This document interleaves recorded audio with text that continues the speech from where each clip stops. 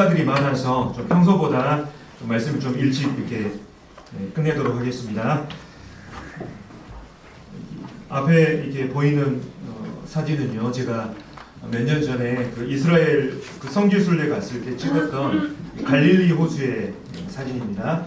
갈릴리 호수의 사진. 그래서 이스라엘에 가기 전에 저희를 인솔하셨던 교수님께서 갈릴리 호수에 대해서 이렇게 정리해 오라는 숙제를 주셨어요. 그래서 숙제하면서 이 성경에 나오는 이 갈릴리 호수에 대한 어떤 어느 정도의 배경 지식을 이제 제가 가질 수가 있었습니다.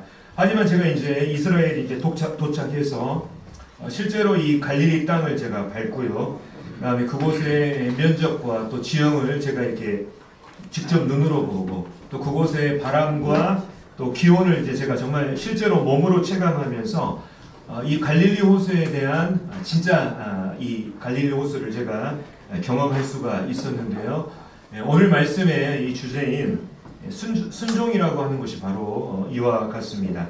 그래서 어떤 사람은 이 순종의 의미를 지도를 보던 사람이 실제로 그 땅을 밟는 것 이렇게 정의하기도 했는데요.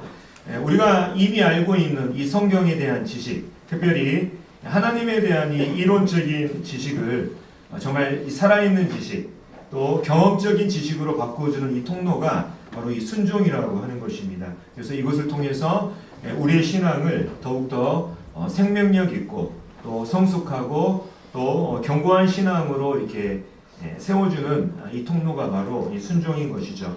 하지만 이 순종은 쉬운 것이 아닙니다. 왜냐하면 때로는 이 순종이 희생과 손해를 수반하기 때문이죠.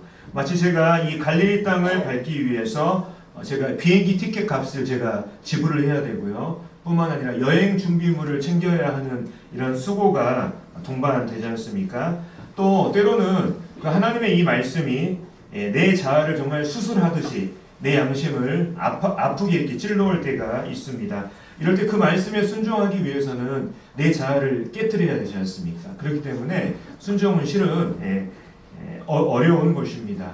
하지만 성경은요, 우리에게 순종이라고 하는 것은 옳은 것이고 또 좋은 것이라고 하는 것을 우리에게 말해주고 있는데요. 오늘 말씀 시간은 금요일 소그룹 성경 공부 시간에도 다룬 바 있지만 바로 이 순종하는 이 신앙이라고 하는 주제로 말씀을 전하고자 합니다.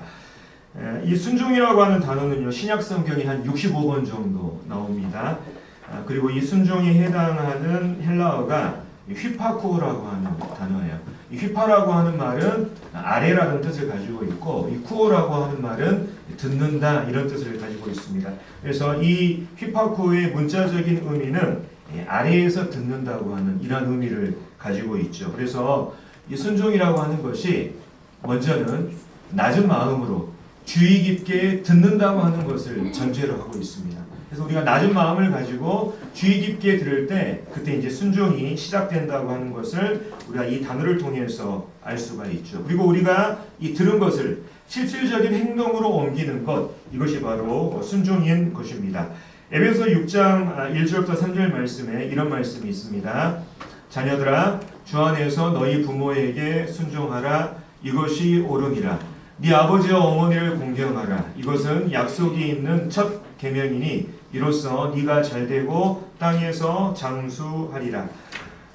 에베소 6장 1절에서는 자녀들이 부모에게 순종할 것을 이렇게 말하고 있는데요.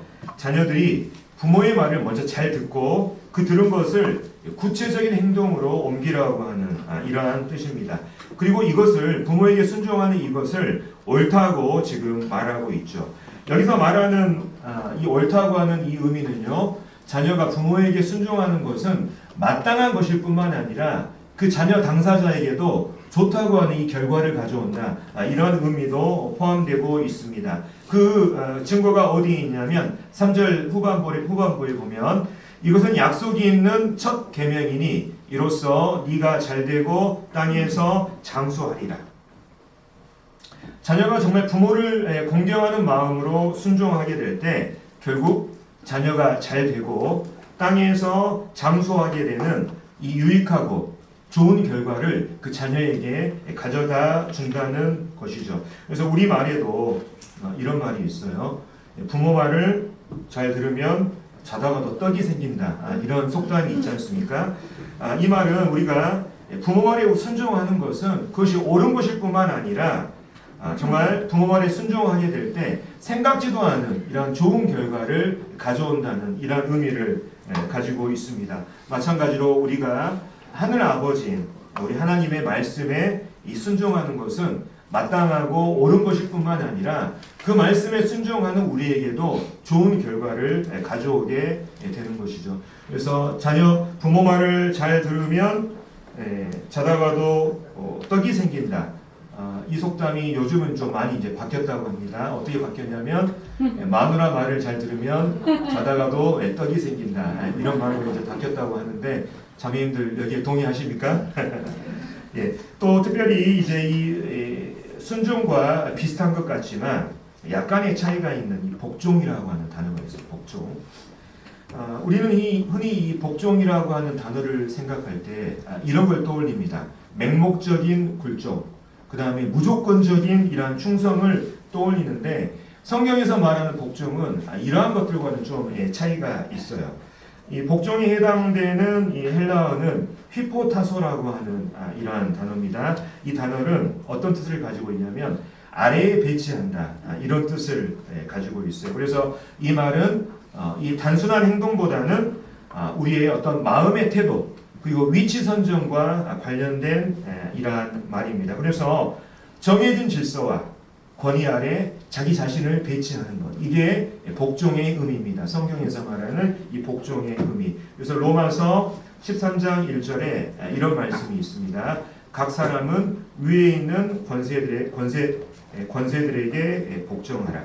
다시 말하면 각 사람은 바로 하나님께서 세우신 사회적 질서와 권위를 인정하고 그 아래 있으라는 이러한 의미이죠. 그래서 순종과 복종이 비슷한 것 같지만 이러한 의미상에서 약간의 미묘한 차이가 있습니다. 하지만 이 두 단어는 굉장히 밀접한 관련이 있어요. 자녀가 부모를 공경하는 마음으로 부모에게 공경하는 마음이 있을 때 비로소 부모에게 순종하지 않습니까?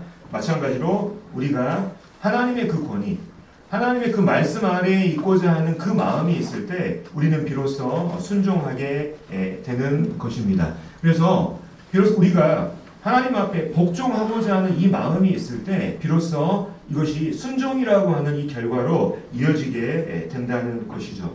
그렇기 때문에 우리가 이 순종이라고 하는 이것을 우리가 교제하고 논하기 전에 우리 각자는 우리 마음 가운데 질문해야 됩니다.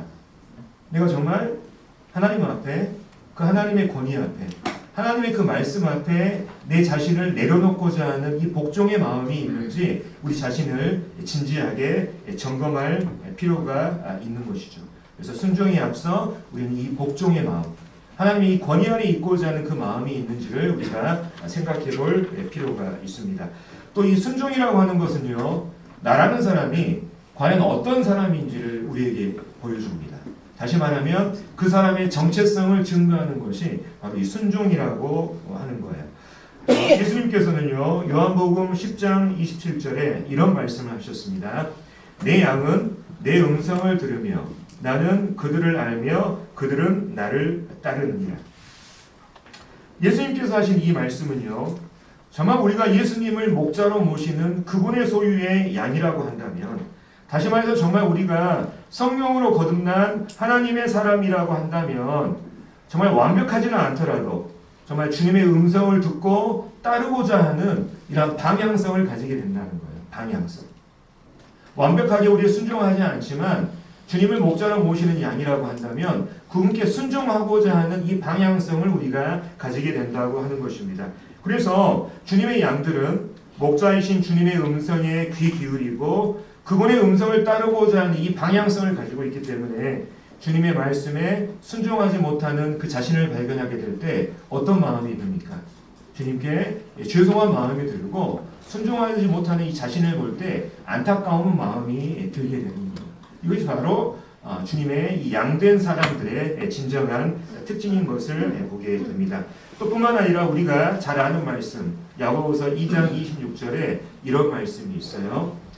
영혼 없는 몸이 죽은 것 같이 행함이 없는 믿음은 죽은 것입니다. 여기서 말하는 이 행함은 실질적으로 우리가 그 말씀을 실천하는 거지 않습니까? 순종이라고 하는 이 말로 우리가 바꿔서 이렇게 말할 수가 있는데, 여기서 말하는 이 영혼 없는 몸이라고 하는 것은 바로 영혼과 몸이 분리된 이 시체를 말하는 거예요.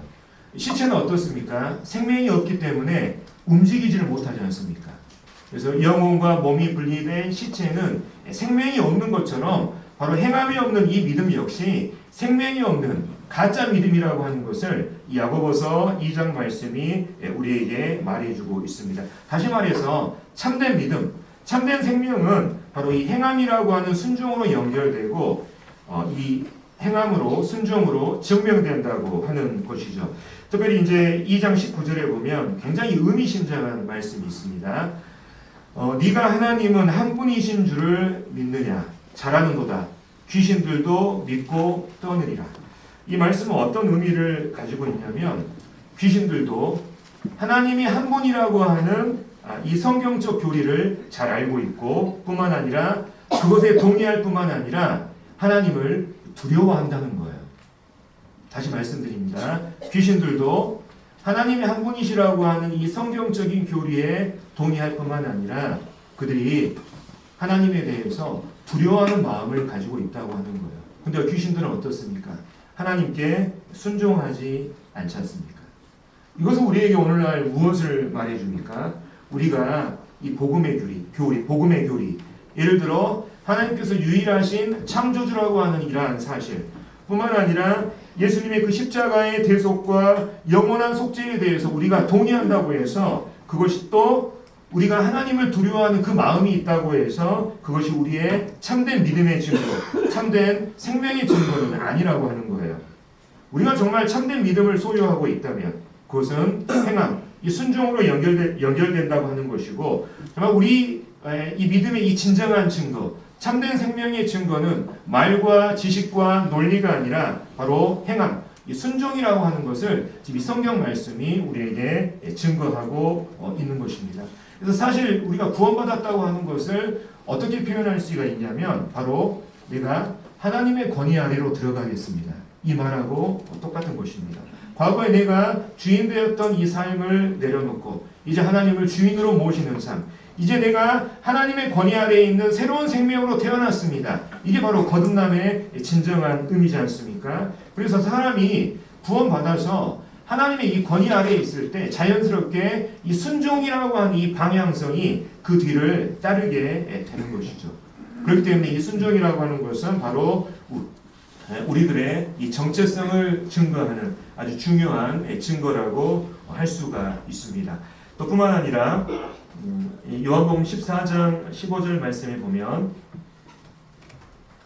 예수님께서 이런 말씀을 하셨습니다. 너희가 나를 사랑하면 나의 계명을 지킬 것이다. 순종은요, 주님을 향한 우리의 마음을 보여줍니다. 먼저 우리는 이 말씀을 통해서 너희가 나를 사랑하면 나의 계명을 지킬 것이다. 이 말씀을 통해서 우리가 예수님께 순종하는 이 동기는 우리가 순종하지 않았을 때 하나님께 받게 되는 이 벌에 대한 이 두려움이 아니라 예수님을 사랑하는 그 마음이 이 순종의 동기라고 하는 것을 우리가 알 수가 있는데요. 이 자녀들이 정말 그 부모를 사랑하고 공경하는 그 자녀가 부모에게 순종하는 것처럼 주님을 사랑하는 사람은 이 주님의 말씀에 순종하게 되는 것입니다. 그래서 이 사랑이라고 하는 것은 눈에 보이지 않지만 눈에 보이는 이 순종을 통해서 증명이 되는 것이죠. 그래서 이 순종이라는 것은 우리 각자의 하나님을 향한 그 마음이 어떠한지를 우리에게 잘 보여줍니다. 그래서 우리가 지금까지 순종이 우리 그리스도인들에게 각자에게 어떠한 의미를 가지고 있는지를 우리가 살펴봤는데요.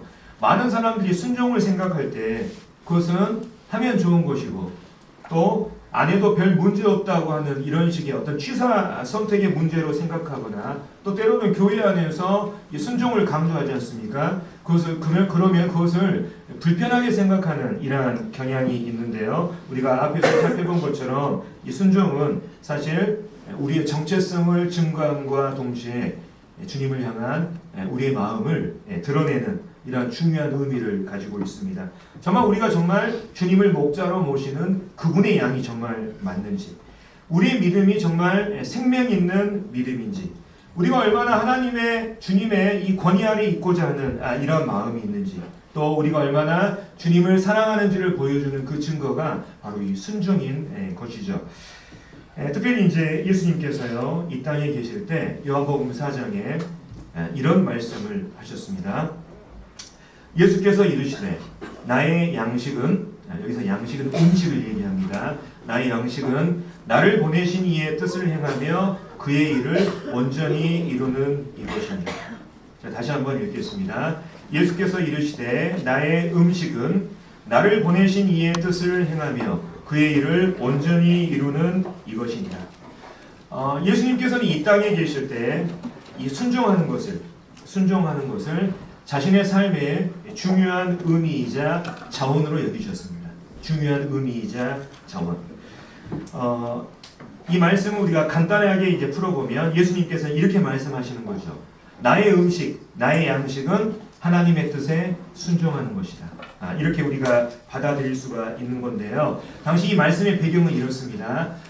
이제 요한복음 4장에 보면 예수님께서 이제 사마리아 여인과 이제 대화하는 가운데 이제 수가라고 하는 성에 이제 들어가는 이러한 장면이에요. 근데 제자들이 예수님께 찾아옵니다. 혹시나 예수님께서 시장에서 지치지는 않으실까? 이런 걱정된 마음으로 예수님, 저희가 음식을 준비했습니다. 예수님이 이 음식을 잡수소서 이렇게 간청하는 이러한 장면이 이렇게 나오거든요. 제자들이 예수님께 음식 드시기를 간청하는 이러한 부분에 대해서 예수님께서 거기에 대해서 이렇게 얘기하는 거예요. 너희들 나한테 지금 음식 먹고 힘내라고 하는데 실은 내 음식은 따로 있어. 내 양식, 내 음식은 나를 보내신 이의 뜻을 행하며 그의 일을 온전히 이루는 것. 이게 바로 나의 음식이야. 나의 양식이야. 이렇게 말씀하신 것입니다. 그래서 이 양식, 음식이라고 하는 것은 어떻습니까? 우리 인간의 삶을 지탱하게 하는 아주 굉장히 중요한 요소이죠. 왜냐하면 우리가 이 음식, 양식을 섭취해야 그것이 영양소가 되고 우리의 에너지원이 돼서 우리가 움직이고 활동할 수 있기 때문에 그렇습니다. 또한 양식은요, 음식이라고 하는 것은 우리에게 만족, 즐거움을 제공합니다. 그래서 우리가 맛있는 음식을 먹을 때 느끼는 우리 즐거움이 있고 또 배가 든든할 때 느끼는 이러한 포만감들 우리가 다 잘 알고 있는 것들입니다. 그래서 이 양식, 음식이라고 하는 것이 사람의 생존을 가능하게 하는 정말 중요한 것이기 때문에 사람들은 늘 먹는 것에 관심이 많습니다. 그래서 여기 계신 우리 자매님들의 매일매일의 관심사 중에 하나가 오늘 저녁은 뭘 해먹지? 오늘 반찬은 무엇을 하지? 이러한 고민이지 않습니까? 근데 우리가 생각해보면요. 우리 입으로 들어가는 이 양식이 우리의 영적인 기쁨을 보장하는 건 아니에요. 우리의 영적인 에너지원을 우리에게 제공하는 것은 아닙니다. 우리가 아무리 몸에 좋은 것을 먹어도 정말 산의 진미를 먹는다 할지라도 그것이 우리를 그리스도인으로 살아가게 하는 에너지원이자 영적인 자원이 되는 것은 아닙니다. 우리가 실은 지난 명절날 그 다른 어떤 때보다도 정말 기름지고 몸에 좋은 것들을 많이 먹었지 않습니까? 맛있는 걸 많이 먹었잖아요. 배부르게. 하지만 우리의 영적인 상태는 오히려 다운되어 있을지도 모릅니다. 그래서 우리가 먹는 것이 입으로 들어가는 이 먹는 것이 양식이 우리의 그 영적인 것들을 보장해 주지는 않는다고 하는 것입니다. 그래서 여기 말씀에 예수님께서 나의 양식은 나의 음식은 나를 보내신 이의 뜻을 행하며 그의 일을 온전히 이루는 이것이라고 하는 주님의 말씀은 뭘 우리에게 보여주냐? 우리 그리스도인들의 진정한 양식, 진정한 에너지원, 진정한 만족과 기쁨이 과연 어디에 있는가를 우리에게 보여주고 있는 것이죠. 그래서 우리는 보통 말씀을 읽는 것을 내가 영적인 양식을 섭취했다. 우리가 생각하지 않습니까? 우리가 말씀 읽고 말씀 보고 말씀 들으면 그날에 내가 영적인 양식을 섭취했다. 이렇게 생각하는데 예수님은 그렇지 않았어요. 예수님 여기서 자신의 양식을 뭐라고 말씀하시냐면 내가 말씀을 읽고 말씀을 보고 말씀을 들은 것을 그분의 음식으로 말하는 것이 아니라 그 말씀을 순종하는 것, 하나님의 뜻에 순종하는 이것을 자신의 음식이라고 말씀하셨습니다. 우리가 생각하는 양식하고는 큰 차이가 있는 거예요. 많은 사람들이, 오늘날 많은 그리스도인들이 말씀을 읽고 말씀을 우리가 충분히 듣고 기도하면 내가 오늘의 영적인 양식을 섭취했다 이렇게 생각하지 않습니까? 이것도 물론 틀린 건 아니에요. 근데 진정한 양식은 무엇이냐? 예수님이 말씀하셨죠. 말씀을 읽고 듣는 것이 아니라 그것을 실천하는 것이다. 그래서 순종에 옮기는 것이 진정한 우리의 음식이고 양식이라고 하는 것을 예수님께서 우리에게 말씀하셨습니다. 그래서 예수님께 있어서 그분의 진정한 양식, 정말 그분을 하나님의 아들로서 살아가게 하셨던 그 에너지원, 그 기쁨과 그 만족의 그 원천은 뭐냐? 바로 하나님의 말씀을 순종하는 것에 있다고 하는 거예요. 마찬가지로 우리가 이 땅을 살아가면서 우리가 정말 세상과는 구별되고 그리스도인으로서 살아갈 수 있는 이러한 영적인 그 에너지론, 말씀을 읽고 우리가 말씀을 듣는 것에 있을 수가 있지만 예수님의 이 말씀에 비춰보면 우리 그 말씀을 바로 실천하고 순종하는 것이 우리를 그리스도인으로서 살아가게 하는 진정한 양식이고 에너지원이고 기쁨이라는 것을 우리가 알게 됩니다. 그래서 혹시 우리가 정말 아무리 말씀을 많이 읽음에도 불구하고 영적으로 정말 무기력한 삶을 살고 있다면, 혹시 우리 신앙에 정말 기쁨이었고 정말 이 신앙이 의무적으로 느껴지는 이러한 것들이 있다면 우리가 이 원인을요 다른 곳에서 찾을 필요가 없이 바로 정말 내가 하나님의 권위 아래 있고자 하는지, 하나님의 그 뜻에 순종하는 것을 나의 음식, 나의 양식으로 삼고 있는지를 우리가 진지하게 생각해 볼 필요가 있는 것이죠. 우리가 말씀을 읽고 듣는 것도 중요하지만 듣는 말씀을 순종하고 그것을 실천하는 이것이 정말 우리의 진정한 삶의 양식이고 진정한 에너지원이 바로 여기에 있다는 것을 우리가 이 말씀을 통해서 배우게 됩니다. 자, 그렇다고 하면 우리가 이 순종을 통해서 우리가 얻을 수 있는 이러한 유익들은 어떤 것이 있을까요? 이러한 부분들을 좀 우리가 생각해 보면 좋겠습니다. 예수님께서 이런 말씀을 하셨습니다. 한번 읽어보실까요? 자, 시작. 나의 이름을 지키는 자들아 나를 사랑하는 자니 나를 사랑하는 자는 내 아버지께 사랑을 받을 것이요 나도 그를 사랑하여 그에게 나를 나타내리라.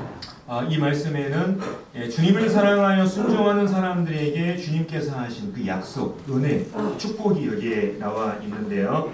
14장 21절 이 말씀을 통해서 예수님께서는 주님을 사랑해서 이 순종하는 이러한 자들은 하나님의 사랑을 받을 뿐만 아니라 주님께서도 그를 사랑하여 그에게 자신을 나타내시겠다고 이렇게 약속해 주셨습니다.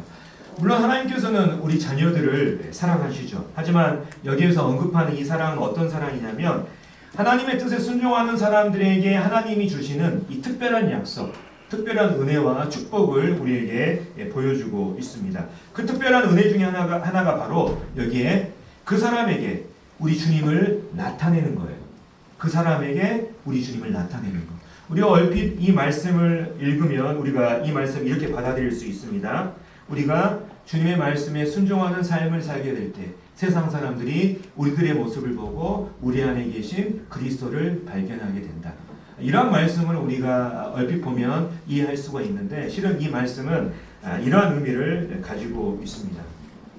예수님께서 그에게 나를 나타내신다고 하는 이 말씀은 우리가 주님의 말씀에 순종하는 이러한 삶을 살게 될 때 우리 안에 계신 성령의 능력을 통해서 우리 주님 예수 그리스도를 정말로 인격적으로 알아가고 인격적으로 경험하는 삶, 그분을 인격적으로 만나게 되는 축복, 그분의 그 어떠하심을 실질적으로 경험하게 되는 이러한 은혜를 경험하게 된다고 하는 것을 그에게 나를 나타낸다. 이러한 말씀으로 우리에게 말씀해주고 계시는 거예요.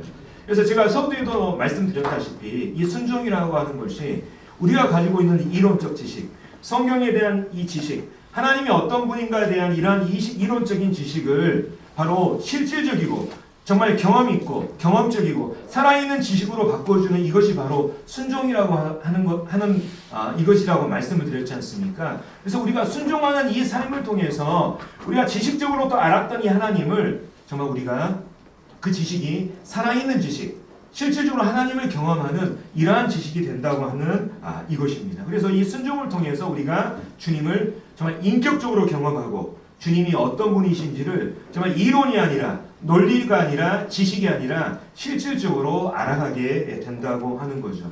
그래서 성경에도 정말 이러한 예들이 무수히 많이 나와 있습니다. 예수님의 말씀에 순종하게 될 때 그 사람이 정말 좋은 결과를 미칠 뿐만 아니라 그 사람이 하나님과 예수님을 실질적으로 알아가는 이러한 경험들을 얻게 되는 이러한 예들을 정말 많이 찾을 수가 있거든요. 예를 들면 나아만 장군 잘 아시지 않습니까? 나아만 장군이 요단강에 가서 7번 몸을 씻으라고 하는 이 말씀에 순종했을 때 그는 문둥병으로부터 자기 몸을 건강하게 회복했을 뿐만 아니라 그가 나중에 고백합니다. 하나님 한 분만이 오직 유일한 신이시다. 이걸 그가 경험하고 그가 이것을 고백하는 이러한 장면을 우리가 알 수가 있지 않습니까? 또 사르밧 과부의 이야기도 알 수가 있습니다. 정말 그 가뭄이 극심할 때 정말 가루 한 줌밖에 없었어요. 그래서 그 한 줌 가루로 음식을 만들어서 이거 먹고 이제 나와 내 아들은 죽어야겠다 이렇게 생각하고 있을 때 엘리야가 와서 이렇게 얘기하지 않습니까? 그 한 줌 가루 되는 그걸로 음식 만들어서 나를 대접해라. 마지막 가루로 그것을 엘리야에게 대접하라고 하는 그 말씀에 순종했을 때 어땠습니까? 이 사르밧 과부는 자기의 생명과 그 아들의 생명을 가뭄으로부터 보존했을 뿐만 아니라 가뭄이 끝날 때까지 통의 가루와 병의 기름이 끊이지 않는 이러한 기적을 그 여인이 직접 경험했지 않습니까? 그래서 가뭄의 이 극한 상황 가운데서도 마지막 남은 가루로 다른 사람을 대접하라고 하는 이것이 얼마나 부당하고 정말 손해처럼 느껴졌겠어요.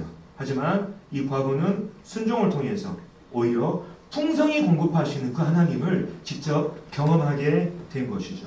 또 우리가 가나의 혼인잔치 이야기도 잘 알고 있습니다. 이 혼인잔치에서 하인들은 항아리에 물을 가득 채워서 연회장에게 갖다 주라고 하는 예수님의 말씀에 순종했죠. 당시에 이 연회 잔치에 참여했던 사람들은 이 하인들이 가져다 온 포도주 맛을 보고 와 정말 포도주 정말 맛있는 포도주다 이렇게 감탄했지만 예수님의 말씀에 순종했던 그 하인들은 물이 포도주가 되는 이 기적이 과연 어디로부터 왔는지 그 명령을 하신 그 예수님께서 과연 어떤 분이신지를 실질적으로 경험하는 이러한 체험들을 이 사람들이 했지 않습니까? 뿐만 아니라 베드로도 우리가 이러한 예로 우리가 들 수가 있겠습니다. 베드로는 물고기 잡는데 정말 전문가였지 않습니까? 하지만 목수 출신인 예수님이 깊은 데로 가서 그물을 던져라고 하는 예수님의 말씀에 순종했을 때 그 엄청나게 많은 양의 물고기를 잡고 그 나중에 예수님께 이렇게 고백합니다. 주여 나는 죄인입니다. 나를 떠나소서. 그가 무엇을 경험했습니까? 순종을 통해서 바로 나에게 말씀하신 이분이 정말 어떤 분이라고 하는 것을 그가 알고 내가 이분 앞에서 죄인이라고 하는 이 사실을 그가 깨닫게 된 것이죠. 다시 말하면 예수님이 어떤 분이신지를 그가 인격적으로 경험하게 된 것입니다. 이처럼 순종을 통해서 우리는 성경을 통해서 또 다른 사람들을 통해서 듣고 알았던 주님에 대한 그 이론적인 지식이 경험과 체험을 통한 실질적인 지식이 되고 우리는 결국 이 말씀에 순종하는 것이 나에게 좋다고 하는 것을 우리가 실질적으로 경험하게 되는 거예요. 그래서 우리가 순종하는 것이 옳은 것이고 이 옳은 것이 좋다고 하는 이것을 우리가 경험으로 알게 될 때 이제 순종은 더 이상 우리가 의무적으로 해야 되는 것이 아니라 저절로 따르게 되는 거룩한 긍정이라고 하는 것을 계속해서 이 순종의 삶을 통해서 우리가 알아가게 되는 것입니다. 또 특별히 이 순종이라고 하는 것은요,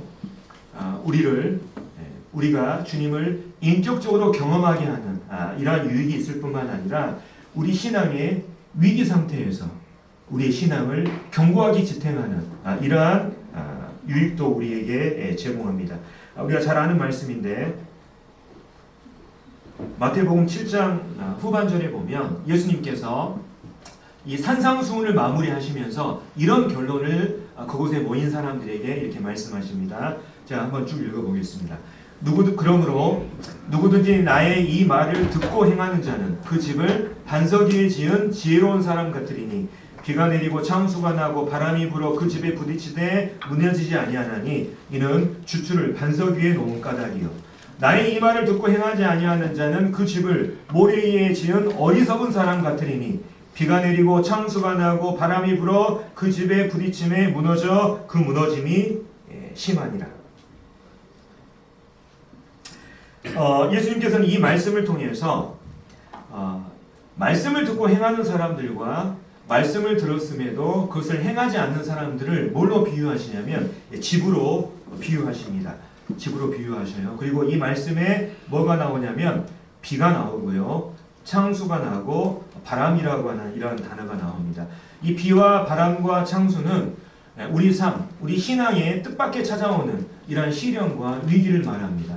비라고 하는 것은 예를 들면 하늘로부터 오는 어떠한 시련, 창수라고 하는 것은 어떤 세상의 유혹과 어떠한 풍파, 바람이라고 하는 것은 눈에 보이지 않지 않습니까? 눈에 보이지 않는 어떤 이러한 악한 세력들의 어떤 영향이라든지 유혹, 이런 어려움들을 우리에게 보여준다고 할 수가 있는데요.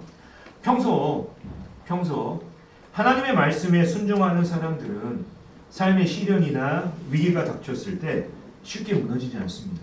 반면에 하나님의 말씀을 듣고 있지만 그 말씀에 순종하지 않는 사람들은 삶의 위기나 시련이 찾아왔을 때 무너지기 마련이에요. 무너진데 그 정도가 어떠냐면 심하다고 예수님께서 말씀하셨습니다. 이 비유의 핵심은 뭡니까? 예수님이 여기서 말씀하고자 하는 바는 뭡니까?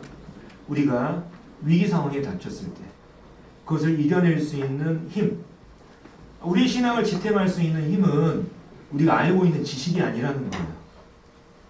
순종을 통해서, 평소 순종을 통해서 내가 하나님을 실제로 경험했던 그 경험이라고 하는 것을 예수님께서 이 말씀을 통해서 우리에게 보여주고 있는 것입니다. 우리 중에 그 어떤 누구도 평탄한 삶을 사는 것은 아닙니다. 시련과 위기가 없는 이러한 형통한 삶을 매일 살아가는 거 아니에요. 시련과 위기는 그 어떤 누구에게라도 찾아옵니다. 그리고 그 위기와 시련 중에서 내가 과거의 순종을 통해서 내가 경험했던 그 하나님의 그 어떠하심을 떠올리면서 하나님을 의지하는 가운데 그 시련과 위기를 이겨낼 수가 있는 것이죠. 하나님을 알지 못하는 사람들, 실질적으로 경험하지 못하는 사람들, 머리와 지식으로만 하나님을 알고 있는 사람들은 실은 우리 삶 가운데 위기가 찾아왔을 때 그것을 견뎌내지 못하고 무너지게 되는 것입니다. 한 가지 예를 들어보겠습니다. 자, 수영을 하나 예로 한번 들어볼게요. 어떤 사람이 여기에 나와 있는 것처럼 수영 교본을 아주 통째로 외우고 있습니다. 모든 영법들을 다 머리 안에 다 알고 있어요. 근데 물에 전혀 들어가 본 적이 없어요. 수영 교본은 아주 통째로 외웠는데 물에 들어가 본 적이 없습니다. 반면에 어떤 사람은 아이가 보이지 않습니까? 매일 물에 들어가서 교본에 적힌 대로 팔도 젓고 발차기를 연습합니다. 어느 날 이 두 사람이 동시에 물에 빠져듭니다. 이 두 사람 중에 위기 상황에서 빠져나올 수 있는 사람이 과연 어떤 사람입니까? 당연히 매일 물에 들어가서 발차기도 해보고 팔도 저어보고 이것을 실제로 연습한 사람이 아니겠어요. 이처럼 평소에 말씀을 행하는 이 연습이 위태로운 상황에서 우리 신앙을 진퇴하는 영적인 근육 역할을 하는 거예요. 말씀을 평소에 행하는 이 훈련이 우리의 영적인 근육을 단련하는 이러한 일들을 하게 되는 것입니다. 예수님께서는요, 말씀을 듣고 행하는 자는 그 집을 반석 위에 지은 지혜로운 사람과 같다고 말씀하셨습니다. 반면에 말씀을 들었음에도 행하지 않는 사람은 그 집을 모래 위에 지은 어리석은 사람이라고 말씀하셨습니다.